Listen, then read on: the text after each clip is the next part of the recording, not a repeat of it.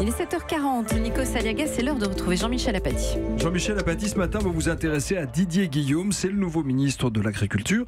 Et il vient de faire des déclarations que vous qualifiez d'inquiétantes. Pourquoi? Expliquez-nous. Alors Didier Guillaume, en fin de semaine, a été interrogé sur les malformations que l'on a constatées chez certains nourrissons dans 3 départements français, des malformations importantes. Ces nourrissons naissent sans main ou sans avant-bras. On en avait parlé sur notre antenne. Ou sans bras, absolument. Et donc on a demandé à Didier Guillaume, est-ce que ça peut être la faute des pesticides? Parce qu'on ne connaît pas les raisons de ces malformations.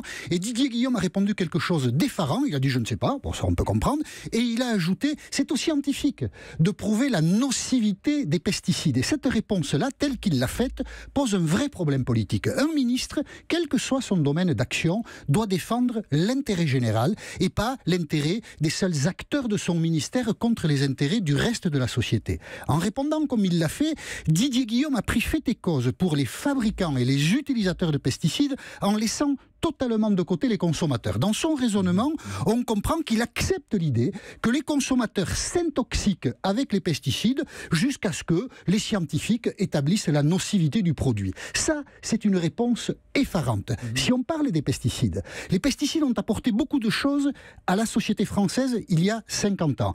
Les pesticides ont allégé le travail des agriculteurs, multiplié les rendements de la terre et permis à ce pays, ça n'est pas rien, d'atteindre l'autosuffisance alimentaire. Mais avec le temps, on a appris à savoir aussi, ou on a appris que les pesticides tuaient les abeilles, faisaient disparaître les oiseaux, entraînaient des malformations chez certains animaux, déclenchaient des cancers chez les utilisateurs de ces pesticides. Tout ça n'est quand même pas rien. Et aujourd'hui... Les agriculteurs les défendent quand même, aujourd'hui. Oui, mais enfin, ils ont aussi payé cher quelquefois, les agriculteurs, en utilisant les pesticides. Et aujourd'hui, on s'interroge sur les malformations de nouveau-nés parce qu'on n'a aucune explication rationnelle. D'autre part, avec le temps, on a appris aussi à connaître les fabricants de pesticides. Les fabricants de pesticides qui gagnent des montagnes d'argent sont capables, en dehors de toute morale et de toute honnêteté, de pervertir et de soudoyer des scientifiques pour qu'ils publient des faux rapports et pour qu'ils trompent l'opinion publique. Et ça s'appelle les Monsanto Papers. Donc on sait tout des pesticides, au fond. Et entendre en octobre 2018 le ministre de l'Agriculture